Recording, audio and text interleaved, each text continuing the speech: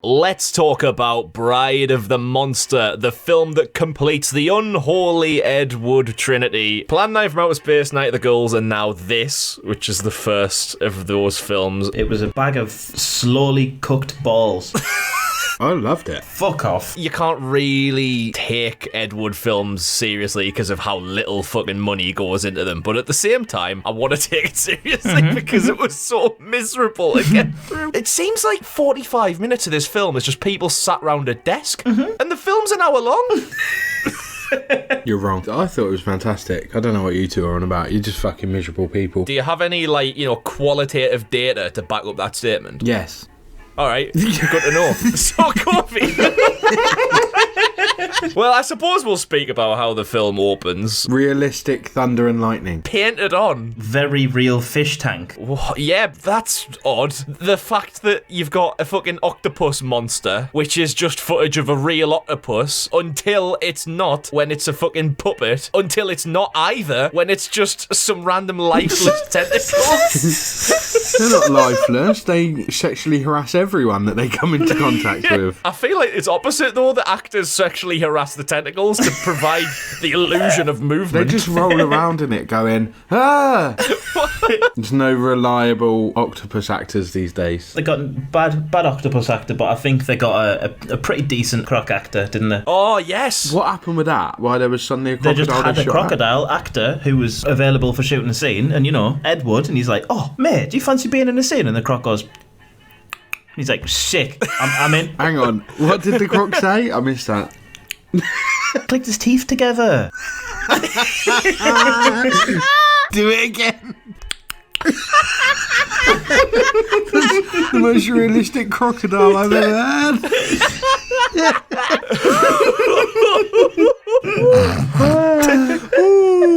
What possessed you to do that? Let's get Kofi to do other animal impressions to his microphone. You haven't done an octopus? Yeah, what does the octopus do? Oh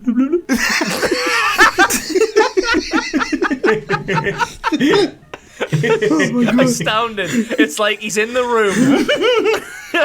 How funny is it, right? When the octopus is killing that man, that it is still underwater. Yeah, so it's both submerged and in a tank and in a lake and on the side of a lake. Oh my God, it's a big octopus. It's madness. But who does the monster belong to? I hear you not ask. Dr. Acula, isn't it? Dr. Acula, the very same. Yes, Bela Lugosi in his final speaking role in the latter years of his life. $1,000 he was paid for this. That's generous. That's very generous. The entire film, $70,000, which is Ed Wood's biggest budget. You cannot tell. How did they spend 70 grand on that? Especially when it's in 1956 or something, I think it was. 55, this one. Oh, I stand corrected.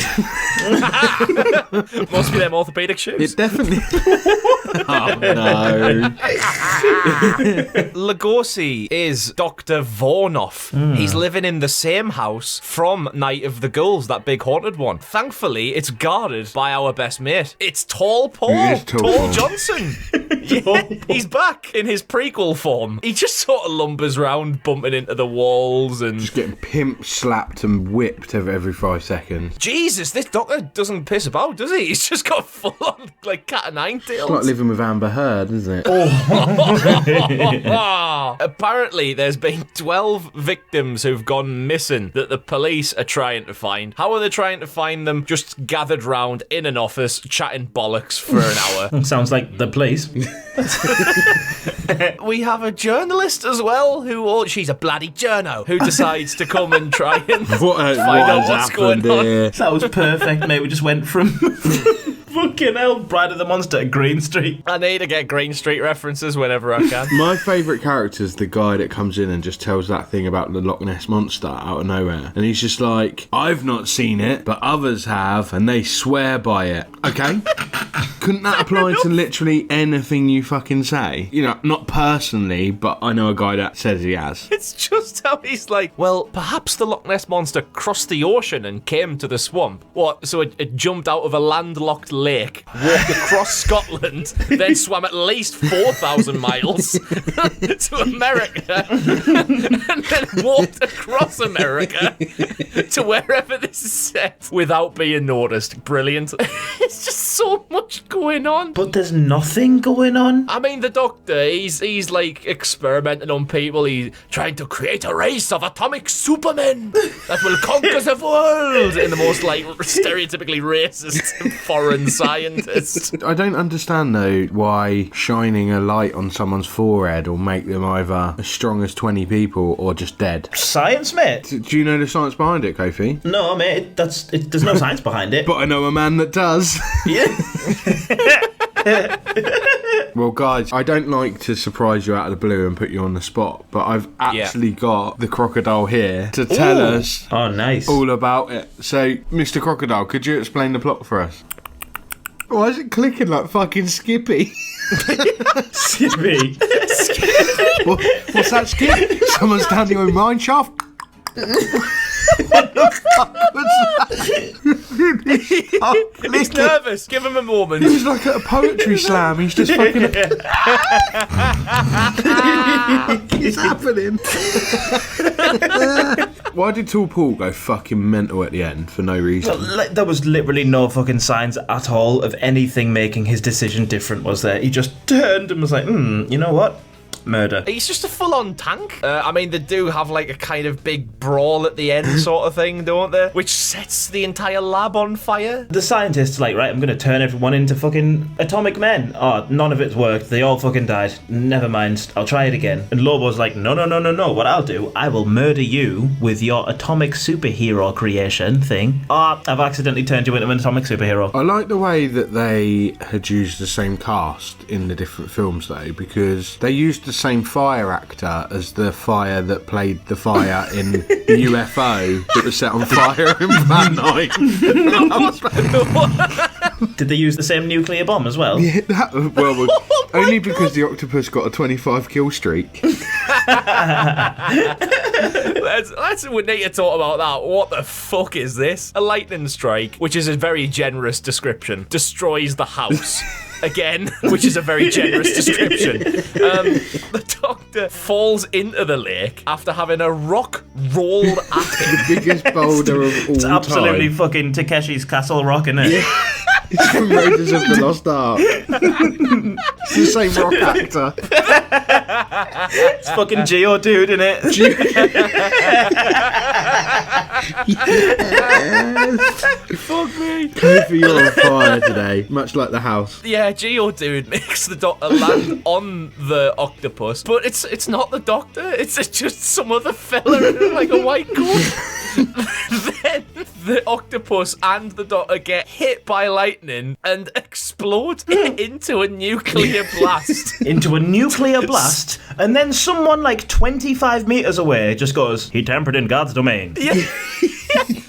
Despite everyone being stood next to this nuclear explosion. But apparently Ed Wood wanted to use this clip as a warning against the use of nuclear weapons. Fucking hell. But what warning did he give? Yeah, you use a nuclear bomb and you can stand next to it, guys. Yeah. There was no warning whatsoever. There was no warning about the end of the fucking film either. Just, he tampered in God's domain. Done. Yeah, what does that even mean though? Like, because you try to alter life and create like your own race of people? I think you're overthinking it. I can't overthink this film because it doesn't inspire me to think. It's just stuff like the Loch Ness Monster thing, like it's talking about exaggerated geography. Apparently the Doctor says that he found Lobo in the wilderness of Tibet. How then, from meeting him in the wilderness of Tibet, does he get back to America? Is it just a very slow walk? Much like the octopus that travelled from Scotland. This film just went all over the shop, didn't it? Do you know what? Fuck this film. I'm leaving. You end. I'm done. Bye. Alright, fair. Overall thoughts of Bride of the Monster. My me? honest views. Oh, you? Okay. If you want. No, you. I mean, yeah. you I'm put just it in gonna now, fucking haven't you? echo. Normally when I go first, you just say say, I agree with everything you said, Connor. Aye. So I want you to take the fucking... It was fucking shit, mate, wasn't it? Expand. The film was confusing and absolutely pointless because it had long fucking periods of absolute silence and nothing happening, joined with shit acting and a pointless plot with explosions at the end. It was shit and really difficult to watch. I don't see how Ed Wood made like more than one film. This is basically it. So difficult to watch and just get out of here. Yeah, I agree with everything that you've said, pretty much, Kofi. It's a wild fucking ride coming back to films like this. I didn't have any level of fun with it in the same way that I had with Plan 9 and Night of the Ghouls, which were also quite miserable watches, but there was a lot that I had a laugh about. This does have stuff to laugh about, and we've obviously had a fucking class time. For what it is, Bela Lugosi's quite fun for, a morphine addict at the end of his life, but the rest of it's just no. Sorry, I feel cruel. I feel like hammering into an Ed Wood film is just like picking on a kid that's got no money. You can't buy any ice cream. Pride of the Monster Honest Review done. Kelton Trilogy completed. Fucking finally. Please subscribe. Yeah, you can subscribe if you'd like to. Crocodile, can you ask for subscribers, please? Quite a snappy response. See you later, lads. Bye.